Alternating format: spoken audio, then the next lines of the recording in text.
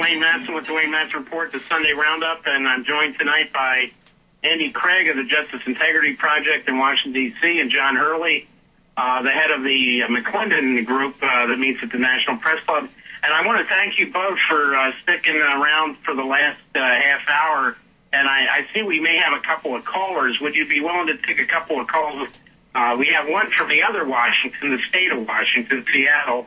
But sure. Oh, okay. You're just that caller. But John, you were talking about earmarks, so go ahead and. I'll just give you a fast conclusion on that. See, then you had the Citizens United case. Now nobody has to worry about earmarks anymore. You can contribute to under the Citizens United case any amount of money you want to as an individual, and it doesn't have to be disclosed at all. So let me just give you one fast example to show you what it is. Joe Ricketts, the billionaire that I mentioned earlier, he wrote a check for Angle when she was running against Reed down there in Nevada. In Nevada, he wrote one check from one individual for that candidacy. He wrote one check for $600,000. Right, because now corporations are people. Yeah, right. Yeah, he doesn't have to disclose it. And that's just one fellow that you have to know. Now, look at all the rest of it that's going on. It doesn't have to be disclosed anymore. So I guess we've taken care of earmarks, right? Absolutely. And I know that, every time the earmarks come up in Congress, and Andy, you join in because it's always, I hate earmarks, but when it comes to my post office or my new extension of the interstate near some property that I have some vested interest in, that's okay, and we see that time in and time out in this town. Well, absolutely, and to give a little perspective, I bought a book about 2 years ago. Let me think what the title was. It was about the whole history of earmarks in Washington, and it was written by managing editor of the Washington Post, Robert Kaiser, and it was actually quite an interesting book because it illustrated that this is a fairly recent phenomenon, and these earmarks started in the early 70s, and it was to do good things. Of course, everything is to do good things, and then it just became an incredible cornucopia for. The title of the book is So Damn Much Money, or So Darn Much Money. Yeah. And the concept is that if you just argue for normal legislation, as a lobbyist, you get kind of a standard fee. But if you bring in tens of millions of dollars or something, you're going to get, even though it's illegal, in effect, a chunk of that. And you can't get a commission, but they figure out a way to do it, and it just overwhelms the process is the bottom line, and nobody can do anything about it. And it's horrible. And right. So, people should be outraged, is, I guess, what I'd say. Right. And we were also talking earlier before we got on the earmark issue about conflicts of interest with journalists, and I remember we were at a meeting in town where we were one of the people speaking was the then ombudsman for the Washington Post about two of their great stars there accepting money from various organizations to give speeches. One was Bob Woodward, and the other one was the recently departed David Broder, and all we heard was like, we checked that out, and there was no problem, but there was a problem. It was directly against their guidelines, and they were making very large amounts of money on the side in contradiction to their own paper's guidelines. And the ombudsman there defended it. I remember late Deborah Howell. And just today, the Washington Post, people will look it up, their ombudsman was talking about Broder as the greatest reporter And he was so hardworking, and he was so honest, and he was so fair. And all I would say, Wayne, is if anybody looked at his columns that were published in the Post, at least a third, and sometimes 80% of the comments were things like, when are you going to get this idiot off your page? He's so nasty and biased and unfair. Right. And this is objective. I don't think I'm wrong that it's at least a third of the comments, and sometimes it was hundreds of comments, were saying this. And then their stinking ombudsman today has the nerve to eradicate that, and like George Orwell, well, no, everyone loved him.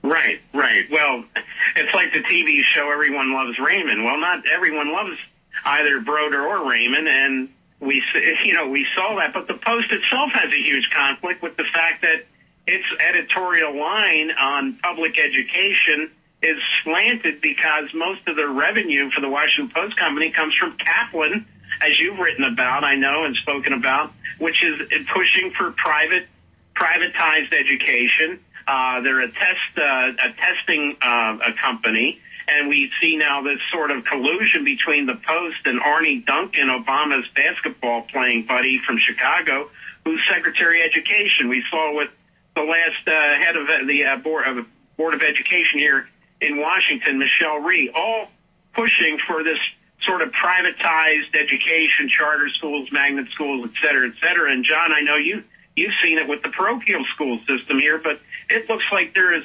not only are they after Medicare and Medicaid and all these other social programs that were put together by Franklin Roosevelt and built upon by Truman and Eisenhower and even Richard Nixon, now we see public education on the target list. Well, and by the way, you'd be surprised. Yeah, go ahead, John. I way back, it sounded like an anachronism, but I had somebody was, I get sued with great regularity, but somebody was, so a couple people were suing me on a matter in 1990, and the chief witness, one of the chief witnesses against me was the fellow that worked for a former appointee of legal services named Charlie Jarvis. And Charlie Jarvis's enterprise was to privatize Social Security. There you go. Yeah. They've been waiting in the wings for this for a long time, and I remember, what was it, Grover Norquist said he wanted to shrink the government to the point where you could drown it in a bathtub, and this is where the Tea Party is coming from. They just want to eliminate the government, and they want to replace government with huge corporations who are answerable to no one.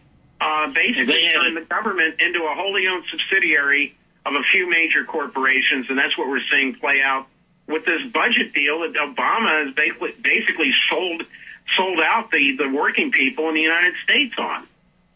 Well, I think it's worth noting that this is exactly the opposite view of Roosevelt during the last Depression. Right. Yeah. I mean, he didn't call the bankers from New York in and say, look, gentlemen, I'm going to let you handle the situation. He basically, he had Joe Kennedy as head of the Securities and Exchange Commission, and he basically kicked a lot of tail on Wall Street, which, of course, prompted an attempted coup against him in 1934 by these very same interests. And I would add that one Prescott Bush from Connecticut was very much part of that attempt to oust Roosevelt in a coup d'etat. Well, they're winning at this point. Not to get too mired in history, but we can learn some things. And one is that Roosevelt was elected on a balanced budget platform in 32. He came from the very wealthy upper crust prep school class, but he just looked at the situation and said, I cannot do this. I know I promised a balanced budget. And he spent money. And it turns out that was the right thing to do. Now we have a situation where everybody's there's no strong voice in Congress. Maybe only Paul Krugman in the media at the New York Times saying, "Wait a second, you cannot save your way out of a depression by firing everybody." Right. This is the mindset, and I guess this is just a mess. And many economists I've noted are talking about it. Joseph Stiglitz is another Nobel Prize winner for economics, who said that this is a road to disaster, to ruination, and. But now we're getting into the early stages of the 2012 presidential campaign.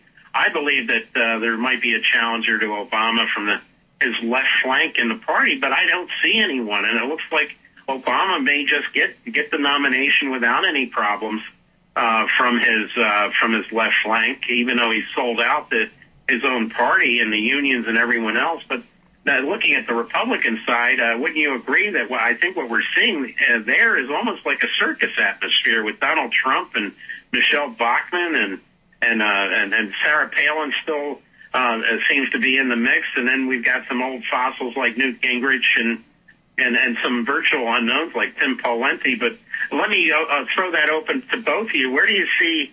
Well, we can talk about the Democratic side, but where do you see the Republican nomination potentially heading? Now, John, why don't you go first?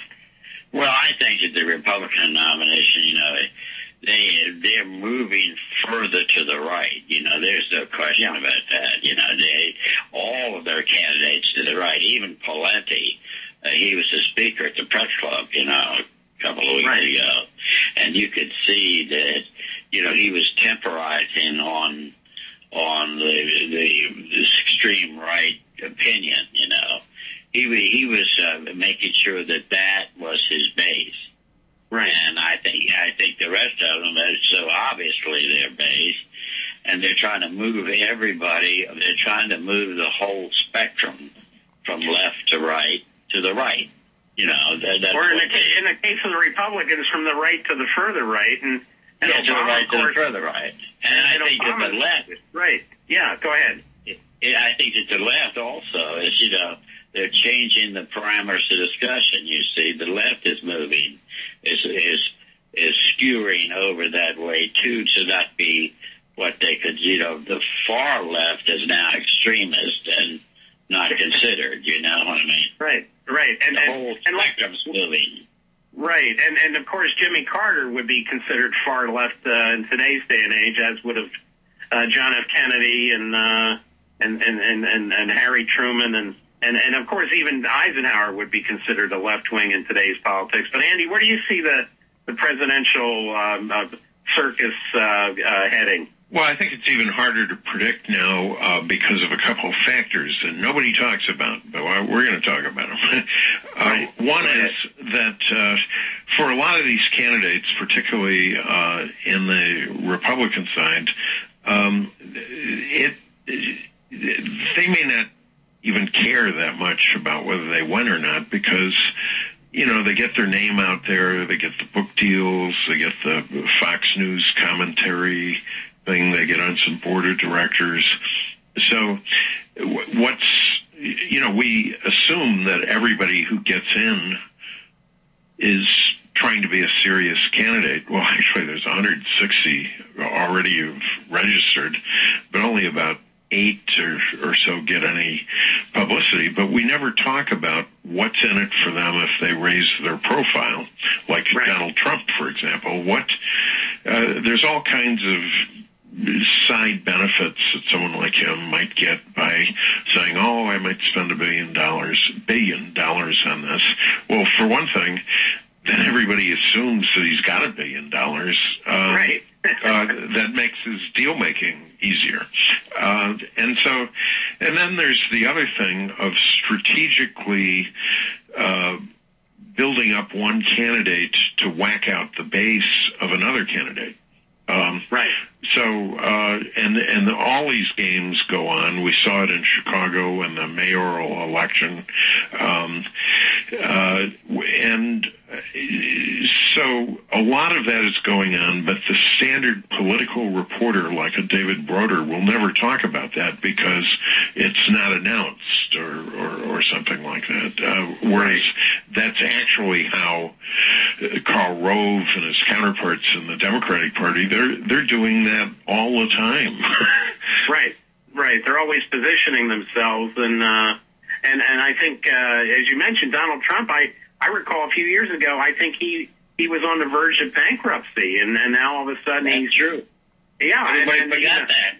Everybody forgets that, and he's saying he's going to save the country that's basically bankrupt, and here we got a guy who went bankrupt in his own business, and let's face it, some of his business ventures, casinos in Atlantic City, I mean, what kinds of people has he been dealing with, what do you think, in the casino business in Atlantic City?